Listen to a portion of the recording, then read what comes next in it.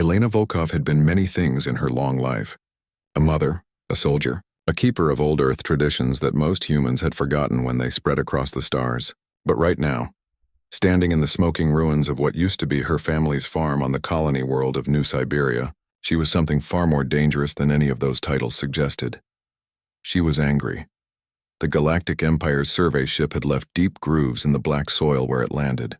The massive vessel's engines had burned away 3 generations of carefully tended crops in seconds.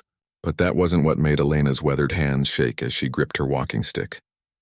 It wasn't even the fact that Imperial soldiers had kicked down her door and ransacked her home, looking for contraband technology and illegal cultural artifacts. No. What made Elena Volkov truly furious was the empty silence where her grandchildren's laughter used to ring across the fields.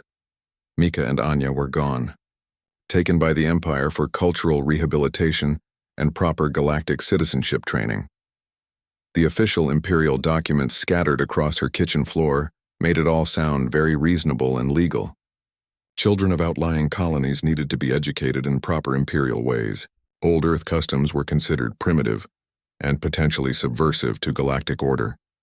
Elena picked up one of the documents with trembling fingers. The Imperial seal glittered gold against the white paper, making her stomach turn. She had seen that seal before, decades ago when she was young, and the Empire was first expanding into human space. Back then, she had been Sergeant Elena Volkov of the Earth Defense Corps, and she had learned exactly what the Empire's idea of order really meant. Her small cottage felt impossibly empty now. The wooden dolls her grandmother had carved sat undisturbed on their shelf, their painted faces seeming to watch her with ancient eyes. Elena had taught Mika and Anya the old stories that went with those dolls. Stories about Baba Yaga, the witch of the deep forest who helped those who were brave and honest, but punished those who were cruel and selfish. The children had always giggled when Elena told them she was their very own Baba Yaga. "But Babushka," little Anya would say, "you don't have iron teeth. And where's your hut with chicken legs?" Elena smiled grimly at the memory as she walked to her workshop behind the main house. The Imperial soldiers had torn through here too, but they hadn't known what they were looking at. To them, it probably looked like an old woman's cluttered storage shed full of farming tools and scrap metal. They were wrong. Elena moved aside a pile of rusty pipes and activated a hidden panel in the floor. The electronics hummed to life with a sound that would have made any Imperial tech specialist very nervous. This wasn't just any workshop.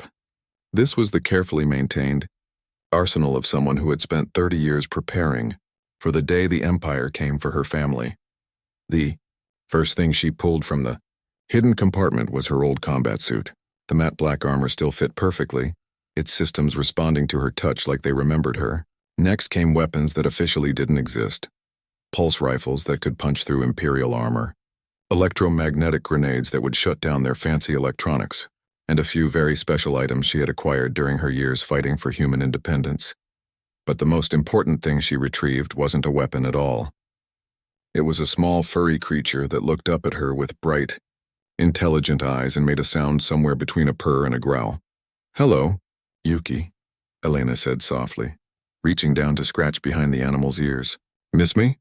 Yuki was what biologists called Mellivora galacticus, a genetically enhanced honey badger created by Earth scientists before the Empire banned all independent human research.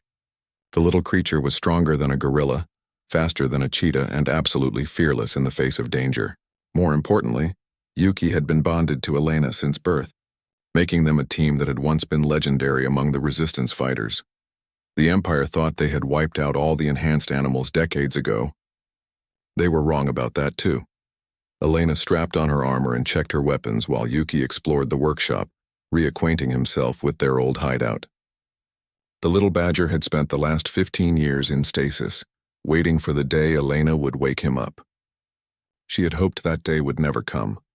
She had hoped the Empire would leave her small family alone on their remote farm. Hope, it turned out, was a luxury she could no longer afford. The communication console in the corner crackled to life as Elena activated her old military frequencies. Most of the resistance networks had gone dark years ago, but she knew there were still people out there who remembered the old days. People who remembered what freedom meant. "This is Iron Grandmother calling any station," she said into the microphone. using her old code name. I say again, Iron Grandmother is active. The witch is back in the forest. For a long moment, there was only static. Then slowly, responses began to filter in. Voices she recognized. People she had fought beside decades ago. Survivors who had been waiting for someone to make the first move. Iron Grandmother, this is Broken Arrow. Good to hear your voice again. Iron Grandmother, Phantom Squad standing by. What's the mission? This is Steelwolf. Iron Grandmother, we've been waiting for this call. Elena felt a cold smile spread across her weathered face. The Empire had made a terrible mistake when they took her grandchildren. They had forgotten that some humans never stopped fighting, never stopped planning, never stopped hoping for the day when they could strike back. They had awakened Baba Yaga. All stations. This is Iron Grandmother, she said, her voice carrying across the galaxy to old friends and forgotten allies. The Empire has my cubs. We're going hunting. Outside, thunder rolled across New Siberia's purple sky, and Elena Volkov began to plan the rescue that would remind the galaxy why humans had once been the most feared warriors in known space. The Empire had taken everything from her except her anger and her memories. That was going to be enough. The abandoned mining station on Kepler 442b had been dead for 20 years, but Elena Volkov brought it back to life with the touch of a button. Hidden power cells hummed awake, and lights flickered on throughout the massive complex carved into the asteroid's core. This place had once been the secret headquarters of the human resistance, and Elena had made sure it stayed ready for the day they might need it again. That day had come. Ships began arriving within hours of her call. They came from all corners of human space. Farmers who kept hidden weapons under their plows, merchants who smuggled more than just trade goods, miners who had never forgotten how to make things explode. Each vessel was small, unremarkable, the kind of ship that Imperial patrols would ignore as harmless civilian traffic. The Empire's arrogance had always been their weakness. They saw humans as conquered primitives, too broken and scattered to pose any real threat. They were about to learn how wrong they were. Marcus Chen was the first to dock, his scarred face breaking into a grin when he saw Elena waiting in the airlock. Iron Grandmother, he said, using the old nickname with genuine warmth. You haven't aged a day. Liar, Elena replied, but she returned his embrace. Marcus had been her lieutenant during the war, a young hotshot pilot who could thread a needle with a starfighter while under enemy fire. Now he was gray-haired and walked with a limp, but his eyes still held that same fierce intelligence. Heard you brought the old crew back together, Marcus said, gesturing to Yuki, who was perched on Elena's shoulder like a furry gargoyle. Including our four-legged friend. Yuki chittered at Marcus, apparently remembering him. The honey badger had always been a good judge of character. More ships arrived throughout the day. Sarah Kim brought her engineering expertise and a hold full of agricultural equipment that looked suspiciously like military hardware. David Singh arrived with medical supplies and information about Imperial detention centers. Rosa Martinez came with maps, codes, and a burning hatred for the Empire that matched Elena's own. By evening, 37 people had gathered in the station's main briefing room. They were older now, marked by years of hiding and waiting, but Elena could see the old fire burning in their eyes. These were the survivors, the ones who had never given up hope that humanity would rise again. Elena stood before the holographic display, Yuki now resting in her lap like a deadly house cat. The projection showed the Imperial detention facility on Terminus Prime, where her grandchildren were being held. The massive orbital station was a fortress, bristling with weapons and shielded by energy barriers that could stop a battle fleet. The Empire calls it the Cultural Rehabilitation Center, Elena said, her voice carrying clearly through the room. We know what it really is. A prison where they break children's spirits and turn them into loyal Imperial citizens. The display zoomed in, showing the station's layout in detail.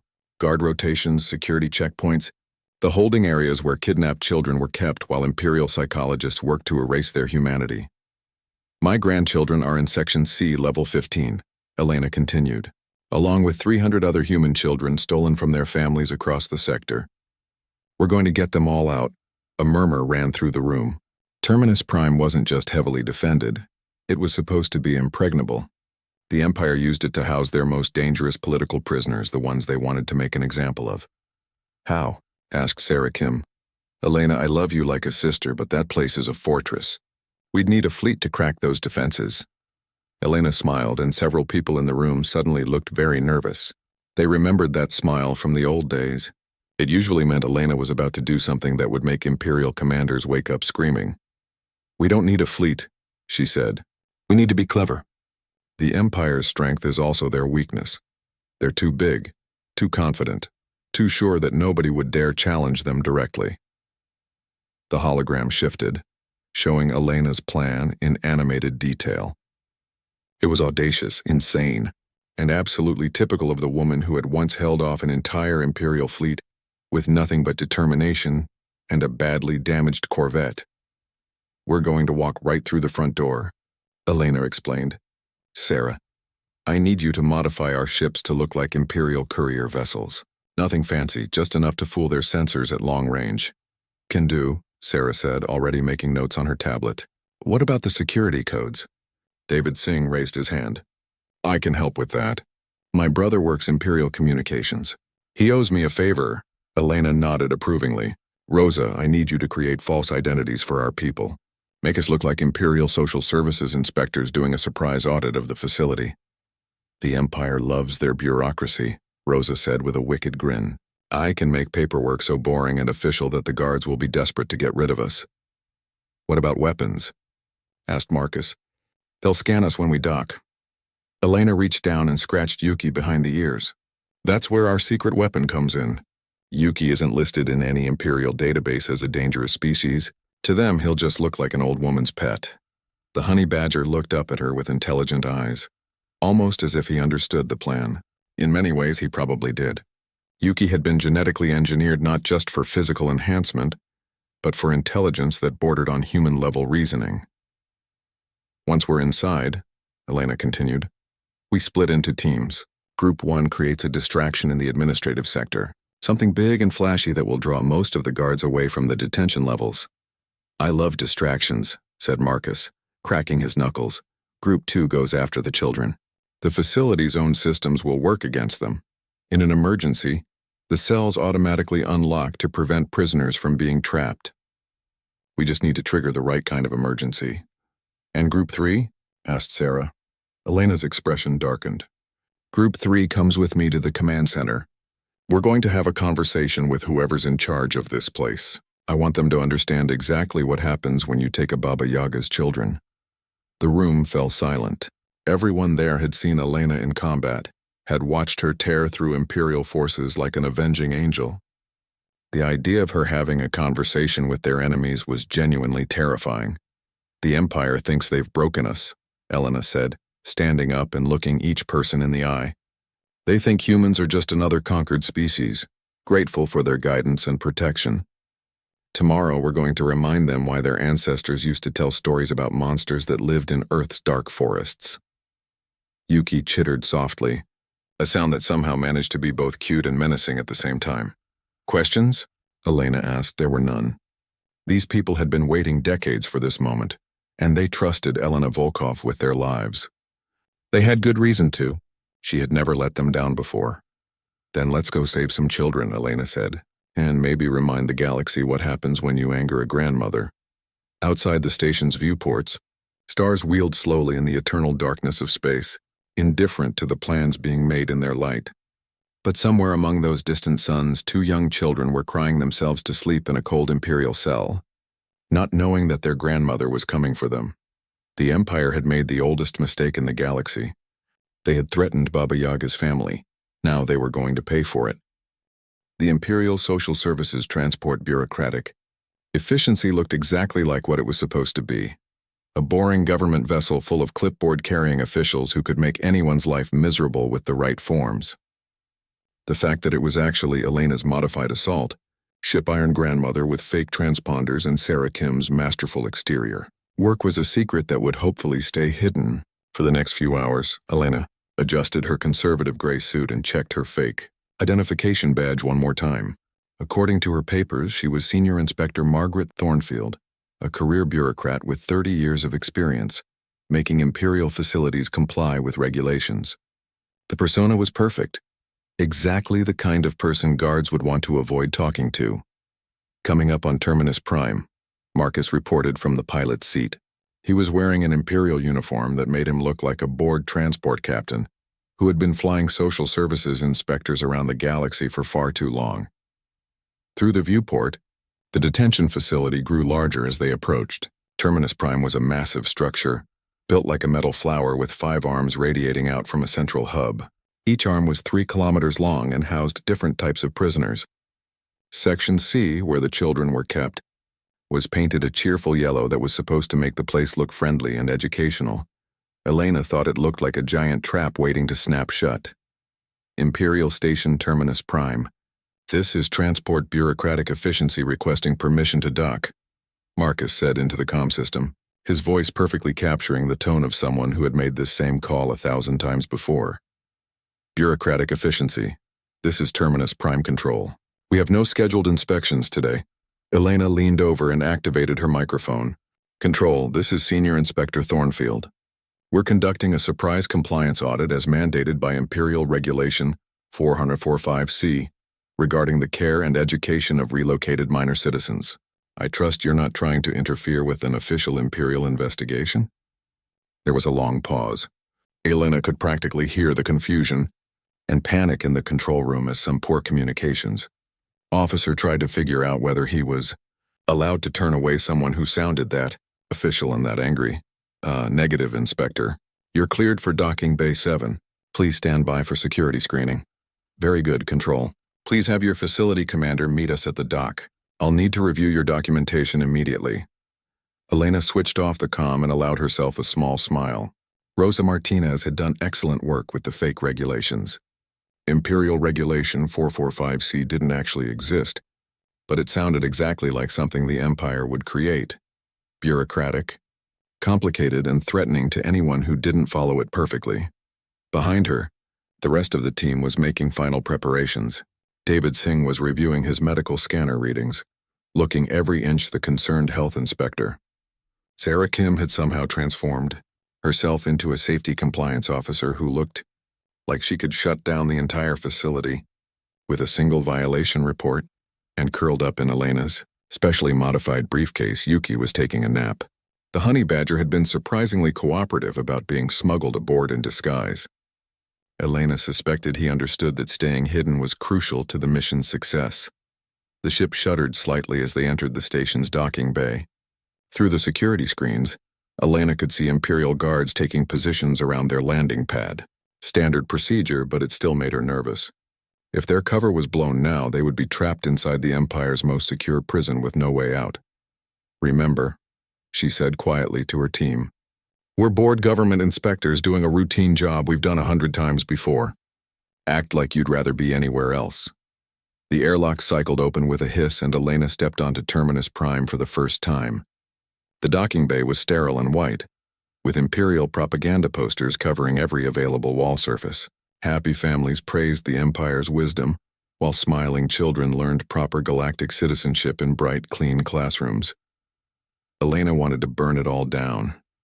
Inspector Thornfield, a nervous-looking man in an Imperial officer's uniform, approached their group. His name tag identified him as Commander Voss, and he clearly hadn't been expecting this inspection.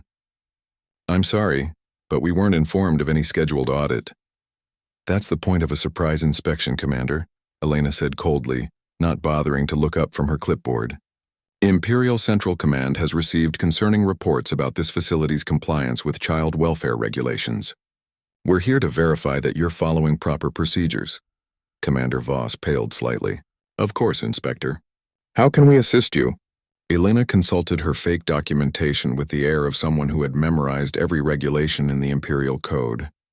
We'll need to conduct interviews with your education staff, review your medical records, and perform random inspections of the residential areas.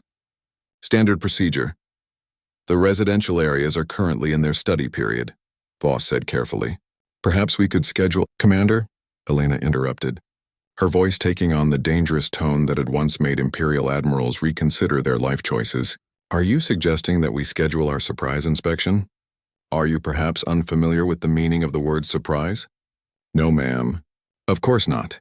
We'll provide you with full access immediately. Elena nodded approvingly. Excellent. My team will need to split up to cover all areas efficiently. Inspector Kim will review your safety protocols and mechanical systems. Dr. Singh will examine your medical facilities and records. I'll personally inspect the children's living quarters. What about your, companion? Voss asked, noticing the animal carrier Elena was holding. Emotional support animal, Elena said flatly. Registered and certified for government service.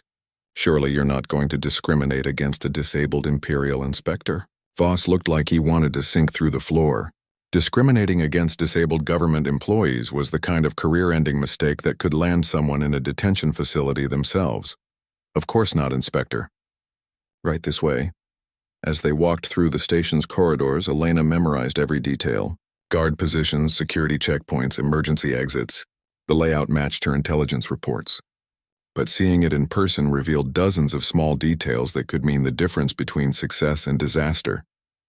The children's residential section was painted in bright, cheerful colors that couldn't hide the fact that it was essentially a prison. Each classroom was actually a cell, and each dormitory was a row of tiny rooms with locks on the outside. How many children are currently housed in this section? Elena asked, making notes on her clipboard. 347, Voss replied proudly. All receiving excellent education and proper Imperial citizenship. Elena's blood turned to ice. More children than her intelligence had suggested. Getting them all out would be even harder than she had planned. I'll need to conduct random interviews, she said, to ensure they're receiving appropriate care. Of course. Though I should warn you, some of them are still adjusting to civilized behavior. They may tell stories about their previous living conditions that aren't entirely accurate. Elena smiled sweetly. Don't worry, Commander. I'm very good at telling the difference between truth and fiction. As they walked deeper into the children's section, Elena felt Yuki shifting restlessly in his carrier. The honey badger could sense her emotions, and her barely controlled rage was making him agitated. Soon, she promised silently. Very soon. Behind them, Marcus was already in position near the main security center, ready to create the distraction they would need. Sarah was mapping the station's power grid and emergency systems. David was locating the medical records that would help them identify which children needed immediate care during the evacuation. Everything was proceeding according to plan. In 30 minutes, Elena would be in the children's section. In 45 minutes, Marcus would trigger the first distraction. In 1 hour, every child in this place would be free. The Empire was about to learn what happened when someone made Baba Yaga angry. Commander Voss led her to the first cell, where a small boy sat alone at a desk, staring at Imperial propaganda videos. The child couldn't have been more than 8 years old, and Elena could see the sadness in his eyes despite his carefully neutral expression.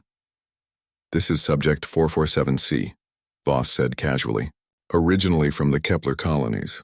He's been making excellent progress in his cultural adjustment. Elena looked at the little boy and felt her heart break, but she kept her voice professionally cold. I'll need to speak with him privately. Standard interview protocol. Of course, Inspector. As Voss stepped away, Elena leaned down toward the child and spoke very quietly. What's your real name, sweetheart? The boy looked up at her with suspicious eyes. They said I'm not supposed to remember my old name. They were wrong, Elena whispered. And in about 30 minutes, you're going home. Hope flickered in the child's eyes, quickly hidden as footsteps approached in the corridor. Elena straightened up and returned to her clipboard, but inside her heart was singing with fury and determination. The Empire had made their last mistake. Baba Yaga was here, and she was bringing all her children home. The explosion in Section A came exactly on schedule, sending vibrations through the entire station, as Marcus's accidental overload of the atmospheric processing plant triggered every emergency alarm Terminus Prime had. Elena felt the deck plates shudder beneath her feet and allowed herself a moment of professional appreciation for her old lieutenant's timing. What was that? Commander Voss demanded, his voice cracking slightly as red warning lights began flashing throughout the corridor. Elena looked up from her interview with Subject 447C, whose real name was Tommy, and who was very carefully not showing how excited he was by the sudden commotion. Sounded like an atmospheric processor malfunction, she said with the bored tone of someone who had seen 1,000 bureaucratic emergencies. Are your maintenance protocols current? Because if this inspection reveals safety violations, Voss went pale as his communicator crackled to life. Commander, we have a situation in Section A. Multiple system failures, possible sabotage. All security teams respond immediately. I have to go, Voss said, clearly torn between dealing with the emergency and babysitting the inspector who could end his career with a bad report. Don't let me keep you, Elena said coolly. I'll continue my interviews. Child welfare doesn't stop for mechanical problems. The moment Voss disappeared around the corner, Elena was moving. She opened her briefcase and Yuki flowed out like liquid lightning, his small form instantly alert and ready for action. The honey badger's enhanced senses had already mapped every guard position in the section, and Elena could see in his bright eyes that he was ready to do what he had been born to do. Tommy, Elena said softly to the boy, I need you to be very brave. Can you do that for me? The child nodded, his eyes wide but trusting. Elena had spent enough time around children to recognize courage when she saw it, even in someone so young. I want you to go to your room and stay there until someone comes to get you. When they do, they'll say the word babushka. Don't go with anyone who doesn't know that word. Understand? Babushka, Tommy repeated carefully. Like grandmother in the old Earth language. Elena smiled despite the situation. That's right, very good. Now go. As Tommy ran toward his dormitory room, Elena and Yuki began moving through the children's section with practiced efficiency. The honey badger's genetic enhancements made him the perfect infiltration specialist. He could climb walls, squeeze through impossibly small spaces, and disable electronic systems with his modified claws. More importantly, he was absolutely fearless. Elena reached the first security checkpoint just as Yuki emerged from the ventilation shaft above it. The guard stationed there had been listening to the emergency broadcast from Section A, and never saw the small furry form drop down behind him. Yuki's enhanced nervous system made him incredibly fast, and the tranquilizer injection he delivered was nearly instantaneous. The guard slumped forward onto his console, and Elena quickly moved to the security station. Her fingers flew across the control panel, decades of military training making the Imperial systems as familiar as her own equipment. Within seconds, she had accessed the master control for the children's section. Stage 1 complete, she whispered into her concealed communicator. Beginning Stage 2, Sarah Kim's voice crackled back through the earpiece. Power grid mapped. Ready to trigger emergency protocols on your signal. Medical. Records located, added David Singh. I've identified 37 children requiring immediate medical attention during evacuation. Elena's jaw tightened. 37 children who had been hurt or made sick by their captors. The Empire's idea of cultural rehabilitation apparently included neglecting basic health care for kids who missed their families too much. David, transmit those medical files to the rescue ships. Sarah, stand by for emergency protocol activation. Elena's fingers hovered over the security console. Marcus, how's our distraction holding up? Oh, it's beautiful. Marcus's voice came back with barely contained glee. I've got half the station's security forces trying to put out fires that keep getting bigger.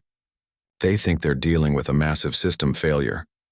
Elena smiled grimly as she began entering commands into the security system. The Empire's own protocols were about to become their worst enemy.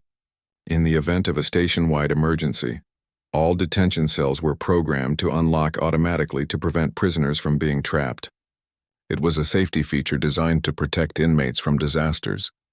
The Empire had never considered that someone might deliberately trigger that safety feature. Emergency. Protocol activation in 10 seconds, Elena announced. All teams execute Phase 3. Elena's finger stabbed down on the final command key, and throughout Section C, magnetic locks disengaged with a series of soft clicks.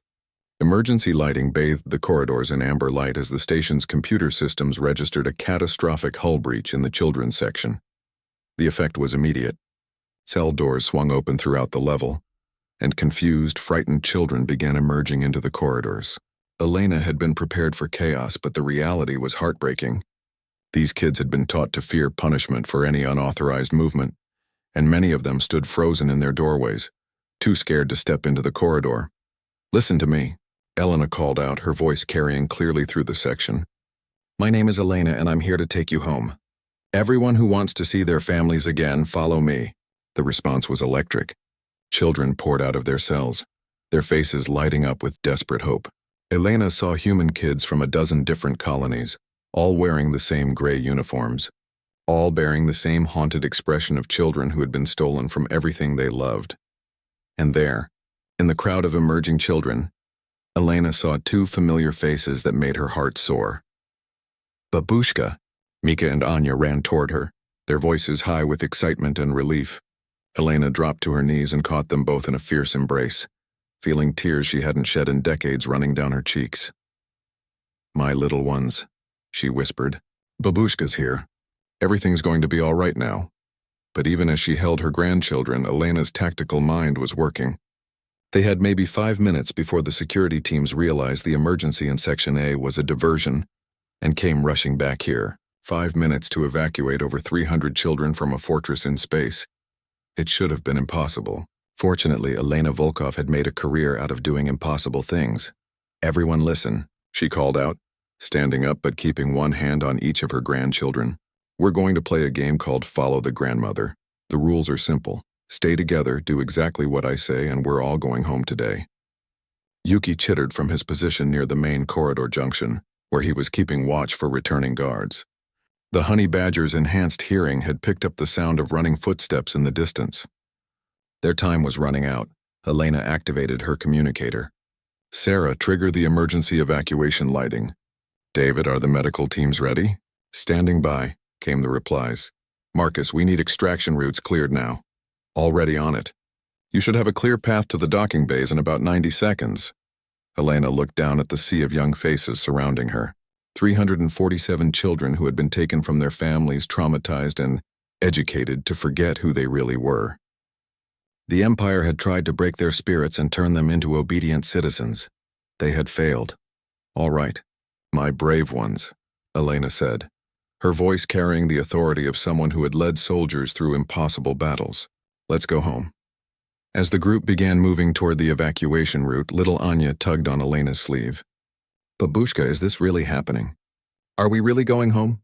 Elena looked down at her granddaughter and smiled with all the fierce love and pride of a woman who had just declared war on an empire to save her family. "Yes, little bird," she said. "Baba Yaga always keeps her promises." Behind them, Yuki brought up the rear guard, his enhanced senses alert for pursuit. The honey badger had been bred for this, protecting those who couldn't protect themselves, no matter how dangerous the enemy. The Empire was about to learn that some bonds couldn't be broken by force or fear. They were about to discover what happened when someone threatened a grandmother's cubs. And in the growing chaos of alarms and emergency lights, 347 stolen children began their journey back to freedom, led by the deadliest babushka in the galaxy.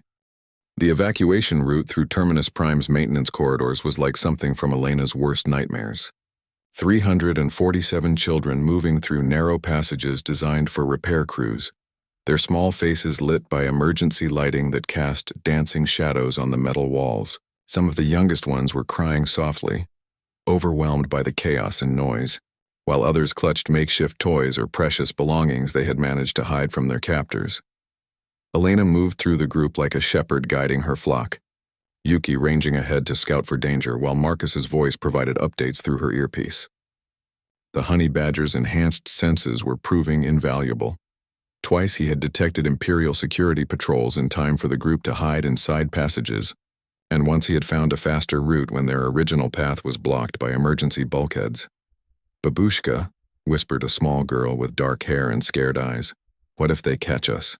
Elena knelt down beside the child, recognizing her as one of the kids David had flagged for medical attention.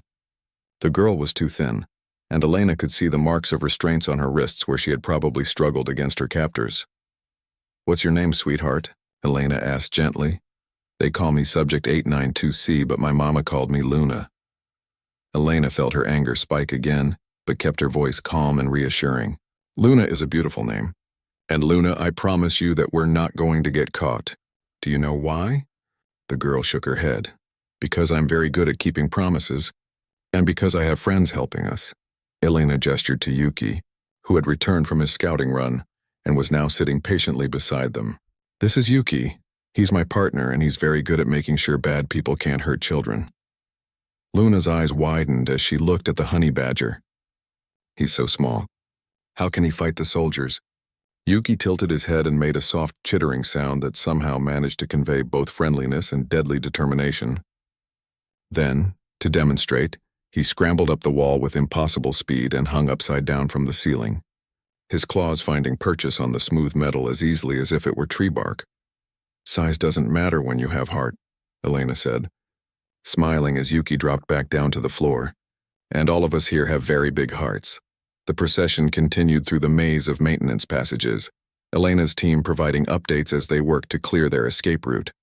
Sarah had managed to trigger a cascade failure in the station's main power grid that was keeping most of the security forces busy, while David was coordinating with the rescue ships that were positioning themselves for pickup. But it was Marcus who brought the news Elena had been dreading. "Iron Grandmother, we have a problem." His voice crackled through her earpiece. "Imperial reinforcements just dropped out of hyperspace. 3 destroyers and a battlecruiser. They're taking positions around the station." Elena's blood turned cold. The Empire didn't send destroyers for a simple prison break. They sent destroyers when they wanted to make an example of someone. "How long before they're in position to prevent our escape?" she asked quietly, not wanting to alarm the children. 15 minutes. Maybe 20 if we're lucky." Elena looked ahead at the long line of children still making their way through the maintenance corridor. At their current pace, they would need at least 30 minutes to reach the evacuation point. The math was simple and terrifying. They weren't going to make it unless she changed the plan. "Sarah, what's the status on the station's defensive systems?" "Most of them are offline due to the power grid failures." "Why?" Elena smiled grimly. "Because I'm about to do something stupid." "David? How quickly can you get the medical cases to the evacuation point? If I take a direct route?" 10 minutes. Do it. Take the 37 priority cases and get them to the ships immediately. Marcus, I need you to prep the rescue vessels for emergency departure." "Elena, what are you planning?" Marcus's voice was sharp with concern. "I'm planning to buy you time. Get those children out of here, all of you." "That's an order." "Like hell we're leaving you behind," Sarah cut in. "We came here together, we leave together." Elena looked back at the stream of children following her through the corridor. Her grandchildren were near the front of the group, Mika helping to carry a tired younger boy while Anya was singing softly to comfort a crying toddler. These kids had already lost so much. She wasn't going to let them lose their chance at freedom because she was too proud to make the hard choice. "You're not leaving me behind," Elena said firmly. "You're following orders. Get these children to safety. Yuki and I will create a distraction that gives you the time you need." The honey badger looked up at her and chittered once softly. Elena could see understanding in his bright eyes. He knew what she was planning and he approved. They had always been a team and they would finish this mission together. "Elena," Marcus started to protest. "Marcus Chen, you are a good friend and a brilliant pilot, but you are not in command of this mission. I am. Get those children out of here." "That's not a request." There was a long pause before Marcus's voice came back, heavy with resignation and respect. "Yes, ma'am. Iron Grandmother, it's been an honor. The honor was mine, old friend. Take care of my grandchildren." Elena turned to face the children, knowing that some of them wouldn't understand what was about to happen, but needing to try to explain anyway. "Listen to me, all of you. In a few minutes, Dr. Singh is going to take you to some very nice people who will bring you back to your families. I need you to go with him and do exactly what he says." "But what about you, Babushka?" Mika asked, his young face creased with worry. Elena knelt down and pulled both her grandchildren close, memorizing their faces, breathing in their scent, holding them as tightly as she dared. "Babushka has to stay here a little longer to make sure everyone gets away safely. But I want you to remember something very important." "What?" Anya whispered.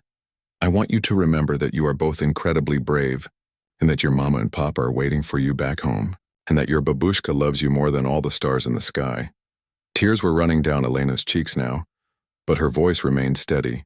"And I want you to remember the old stories I told you, about Baba Yaga, and how she protected the innocent and punished the wicked. Those stories are true, little ones. They've always been true." David Singh appeared at Elena's shoulder, his face grim but determined. "Elena, I've got the medical cases ready for immediate evacuation. Are you sure about this?" "I'm sure. Take care of them, David, all of them." As the children began moving past Elena toward the evacuation road, each one touched her hand or whispered a word of thanks. Luna, the little girl who had been so frightened, stopped and hugged Elena's leg fiercely. Thank you for keeping your promise, she said. Thank you for being brave enough to believe in it, Elena replied. When the last child had passed, Elena and Yuki were alone in the maintenance corridor. The honey badger climbed up onto her shoulder and nuzzled her cheek gently, offering what comfort he could. Well, old friend, Elena said, scratching behind his ears one last time. Ready to remind the Empire why they used to be afraid of humans? Yuki chittered softly, and Elena could hear anticipation in the sound. The honey badger had been bred for war, and he had been patient long enough. Elena checked her weapons one final time and began making her way back toward the central command section of Terminus Prime. She had a date with whoever was in charge of this facility, and she intended to make it very memorable. Behind her, alarms continued to wail as the Empire's most secure prison slowly tore itself apart from the inside. 347 stolen children were racing toward freedom. Led by her friends and protected by her sacrifice, Baba Yaga was going to war, and the galaxy would remember why humans had once been the most feared warriors among the stars. The Empire wanted to play games with children. Let them try playing with a grandmother instead. The command center of Terminus Prime was a study in Imperial arrogance, gleaming metal surfaces, holographic displays showing the Empire's vast territories, and portraits of various Imperial commanders looking down with cold, superior expressions. Elena Volkov walked into this shrine to authoritarianism like she owned the place. Yuki perched on her shoulder with his bright eyes taking in every detail of their surroundings. The facility commander was exactly what Elena had expected, a tall, thin man with perfectly pressed uniform and the kind of pale complexion that came from spending too much time on sterile space stations. According to the nameplate on his desk, he was Colonel Harrison Blackwood, and he was currently shouting orders at a dozen subordinates who were trying to deal with the multiple crises erupting throughout his facility. I don't care what it takes, Blackwood was saying as Elena entered. Find those escaped prisoners and bring them back. And somebody explain to me how our entire security grid can fail simultaneously. Perhaps I can answer that, Elena said pleasantly. The room fell silent as every Imperial officer turned to stare at the gray-haired woman in the conservative business suit who had somehow appeared in their maximum security command center.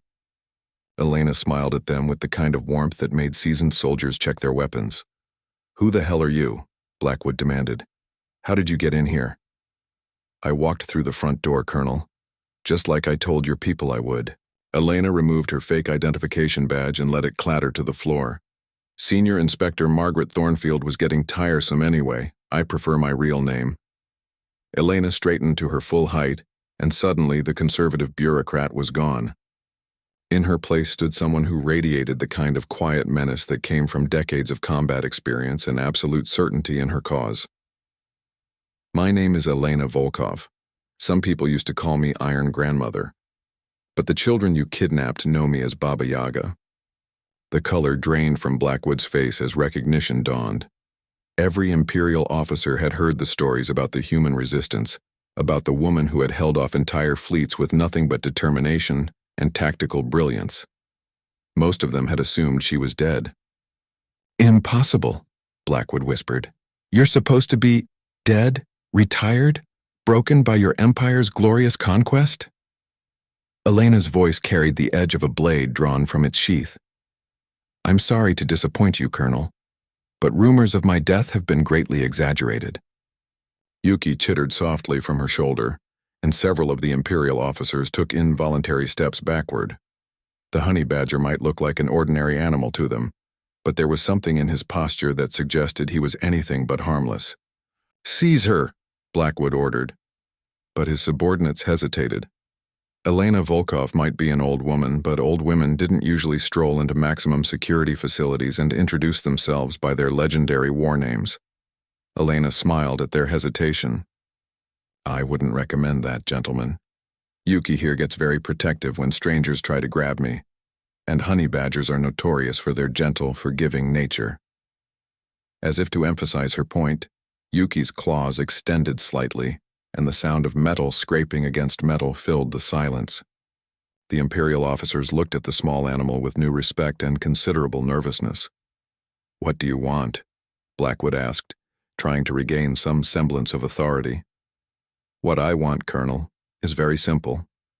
I want every human child in this facility returned to their families. I want your resignation from Imperial service.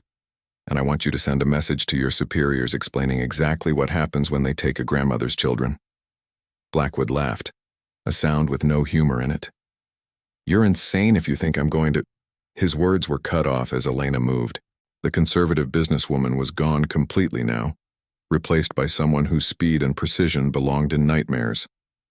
Elena's hand shot out and grabbed Blackwood by the throat, lifting him slightly off the ground with a strength that seemed impossible for her age. Colonel, Elena said conversationally as if she weren't currently throttling the commander of an Imperial facility, I think you misunderstood our relationship. This isn't a negotiation. This is me explaining how things are going to work from now on. Yuki flowed down from Elena's shoulder like liquid lightning, landing on Blackwood's desk and staring at the other officers with predatory interest. The honey badger's enhanced muscles were coiled and ready, and his intelligent eyes seemed to be calculating exactly how many Imperial necks he could break before they could draw their weapons. You see, Elena continued, her grip on Blackwood's throat never wavering, your empire made a fundamental error in judgment. You thought humans were broken. You thought we were defeated. You thought you could steal our children and turn them into loyal Imperial citizens without consequences. She leaned closer to Blackwood's rapidly purpling face. You were wrong. Elena released her grip, and Blackwood collapsed into his command chair, gasping for breath. Around the room, his officers stood frozen, unsure whether to help their commander, or flee from the woman who had just demonstrated that she could kill any of them without breaking a sweat. Now, Elena said, smoothing down her suit jacket as if nothing had happened. Let's discuss the terms of your surrender. Surrender, Blackwood wheezed. This facility has 10,000 troops. You're one old woman with a pet. Elena's expression didn't change, but something in her eyes made Blackwood wish he had chosen different words. Colonel, would you like to know how many Imperial soldiers I killed during the resistance? Not wounded, not captured, killed. Blackwood didn't answer, but Elena could see the fear growing in his eyes. Neither do I, Elena continued. I stopped counting after the first 1,000, and that was when I was young and foolish enough to show mercy. She gestured to the tactical displays showing the chaos throughout Terminus Prime. Your 10,000 troops are currently dealing with system failures, power outages, and structural damage that will take weeks to repair. Half of them don't even know where the prison break originated. The other half are fighting fires that keep spreading faster than they can contain them. Elena walked over to Blackwood's command console and began entering commands with the casual familiarity of someone who had studied Imperial systems for decades. Meanwhile, my people are evacuating every child from this facility. Your precious prisoners are about to become free citizens, and there's absolutely nothing you can do to stop it. The reinforcement fleet, Blackwood started, will arrive to find this facility in complete chaos and their most wanted criminal standing in the command center, ready to discuss terms. Elena's fingers flew across the controls, accessing systems that should have been impossible for an outsider to penetrate. Tell me, Colonel, how do you think your career prospects look when you have to explain to Imperial High Command that you let Baba Yaga waltz into your fortress and steal 300 children? The truth of Elena's words hit Blackwood like a physical blow. His career was over, possibly his life, depending on how badly the Empire wanted to make an example of someone. Imperial commanders who allowed major security breaches didn't usually get retirement parties. What? What do you want from me? He asked quietly. Elena turned away from the console to face him, and for a moment her expression softened slightly. I want you to help me save those children, Colonel. All of them. Not just the ones in my facility, but every human child your empire has stolen from their families. I can't. You can, Elena interrupted. You have access to the Imperial database. You know where every human child in Imperial custody is being held. You can provide me with locations, security protocols, transport schedules. Blackwood stared at her in horror. You're asking me to commit treason. Elena's smile was sharp as a blade. Colonel, I'm not asking you to commit treason. I'm giving you the opportunity to do something decent for once in your miserable career. The Empire stole those children from their families. Help me give them back. From her shoulder, Yuki chittered approvingly. The honey badger understood justice, even if the humans around him sometimes struggled with the concept. "And if I refuse?" Blackwood asked. Elena's expression went completely cold. "Then you'll spend the rest of your very short life wondering when I'm going to come back. Because I will come back, Colonel. And next time, I won't be interested in conversation." The command center fell silent except for the distant sounds of alarms and emergency announcements. Blackwood looked around at his officers, seeing his own fear reflected in their faces. Elena Volkov had walked into the heart of Imperial power and demonstrated that all their security, all their weapons, all their authority meant nothing against someone who had nothing left to lose except the children she was fighting to save. "The database access codes," Blackwood said finally, his voice barely above a whisper. "I'll give you the access codes." Elena nodded approvingly. "A wise choice, Colonel. Now let's talk about how you're going to help me bring every stolen child home." Outside the command center, Terminus Prime continued to tear itself apart, and somewhere in the chaos, 347 children were racing toward freedom under the protection of Elena's friends. Baba Yaga had kept her promise. Now it was time to keep it for every human child in the galaxy.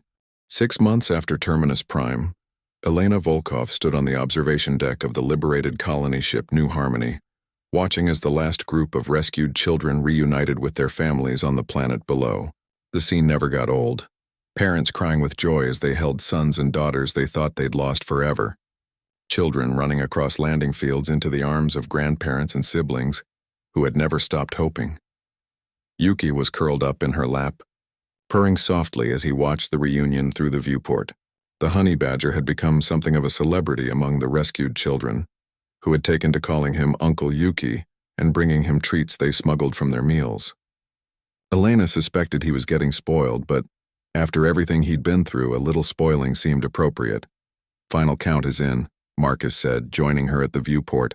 His hair was whiter now, and he walked with a more pronounced limp after their raid on the Imperial fortress at Kepler Station, but his eyes still held that same fierce joy that came from a job well done. 2,347 children returned to their families. 18 Imperial detention facilities liberated, and according to our intelligence sources, the Empire has suspended their cultural rehabilitation program indefinitely. Elena smiled, though she kept her eyes on the families below. "It's a good start." "A good start?" Marcus laughed.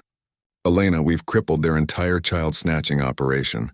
Half the Imperial commanders in human space are too terrified to leave their stations because they're afraid Baba Yaga might be hiding in their closets." "They should be afraid," Elena said simply. "Fear is what kept them in power. It's only fair that they experience some of it themselves." The door to the observation deck opened and Sarah Kim entered carrying a data pad and looking more excited than Elena had seen her since the old days. "Elena, you need to see this. We just intercepted Imperial communications about their latest high command meeting." Elena accepted the data pad and scanned the contents, her eyebrows rising as she read. "They're pulling back from the entire Outer Rim sector?" "Gets better," Sarah said with a grin. "They're also implementing new voluntary family preservation protocols for all future colonial integration. Apparently someone in Imperial High Command finally did the math on how much it costs to replace destroyed facilities every time a certain grandmother gets angry." Elena handed back the data pad and returned her attention to the scene below. A little girl with dark hair was running toward a woman who could only be her mother, their reunion visible even from the ship's high orbit. Elena recognized the child, Luna, the frightened little girl from Terminus Prime who had asked what would happen if they got caught. She wasn't asking scared questions anymore. "There's something else," Marcus said quietly. "Colonel Blackwood sent a message. He wants to meet with you." Elena's expression didn't change, but Yuki's ears perked up at the mention of the Imperial officer who had helped them access the detention facility databases. Blackwood had kept his word, providing intelligence that had made their subsequent raids possible. Elena wasn't sure what to make of his apparent change of heart, but she was willing to listen. "What does he want?" "He says he has information about something called Project Genesis. Claims it's bigger than the child relocation program, and that you're the only person who can stop it." Elena considered this. Blackwood had proven trustworthy so far, But trusting an Imperial officer went against every instinct she had developed over decades of fighting the Empire. On the other hand, any project that scared a man who had overseen the systematic kidnapping of children was probably worth investigating. "Set up the meeting," she said finally, "but full security protocols. If this is a trap, if it's a trap, we'll turn it into a very expensive lesson about why you don't lie to Iron Grandmother," Marcus finished with dark satisfaction. As they spoke, Elena's communicator chimed with an incoming message. The sender ID made her smile. It was from her son Pavel, Mika and Anya's father, with an attached video file. The video showed her grandchildren playing in the garden behind their rebuilt home on New Siberia. Mika was teaching Anya how to whittle wooden dolls the way Elena had taught him, while in the background Pavel and his wife were preparing dinner. It was domestic and peaceful and absolutely perfect. "Babushka," Anya's voice came through the communicator as she waved at the camera. "Mama says you're still fighting the bad people. Be careful, okay? We miss you. When are you coming home?" Mika added, looking up from his carving. "I want to show you the story I wrote about Baba Yaga and Uncle Yuki saving all the children." Elena felt tears prick her eyes as she watched her family living the normal, safe life she had fought so hard to give them. They were free, happy, and home where they belonged. It was everything she had wanted when she first put on her armor and set out to challenge an empire. But their safety was fragile, dependent on the Empire's current reluctance to provoke her further. As long as children anywhere in the galaxy were being stolen from their families, as long as the Empire believed it had the right to remake people in its own image, that safety would remain fragile. "David's asking when you want to begin planning the next operation," Sarah said, reading from her datapad. "We've identified 3 more facilities in the Andromeda sector, and Rosa has intelligence about Imperial education centers. That might be another name for detention facilities." Elena looked down at Yuki, who was watching her with those bright, intelligent eyes that seemed to understand exactly what she was thinking. The honey badger had been bred for war, but he had also been bred for loyalty. He would follow her wherever the fight led them, just as he always had. "Tell David we'll begin planning after I meet with Blackwood," Elena said. "And tell Rosa I want everything she can find about Project Genesis. If the Empire has another program targeting families, I want to know about it." Marcus nodded. And after that, Elena turned back to the viewport where the last of the rescued children were disappearing into the arms of their families. Somewhere else in the galaxy, other children were probably crying themselves to sleep in Imperial detention cells, wondering if their parents had forgotten them. Other grandparents were staring at empty bedrooms and wondering if they would ever see their grandchildren again. After that, we remind the Empire what happens when they threaten human families, Elena said. We keep fighting until every stolen child comes home. Yuki chittered approvingly and settled more comfortably in her lap. The honey badger understood that their work wasn't finished. There were still children who needed saving, still families who needed reuniting, still Imperial officers who needed to learn that some bonds couldn't be broken by force or fear. Elena Volkov had started this fight to save 2 grandchildren. She would finish it when every human child in the galaxy was safe from the Empire's idea of proper galactic citizenship. The stars wheeled slowly outside the viewport, indifferent to the plans being made in their light. But somewhere among those distant suns, Imperial commanders were learning to check the shadows before they went to sleep, wondering if tonight would be the night that Baba Yaga came for them. The galaxy was a big place, full of lost children and broken families. But it wasn't big enough for the Empire to hide from a grandmother who had made a promise. Elena Volkov always kept her promises, and she wasn't done keeping this one. The witch was back in the forest and she was bringing all her children home.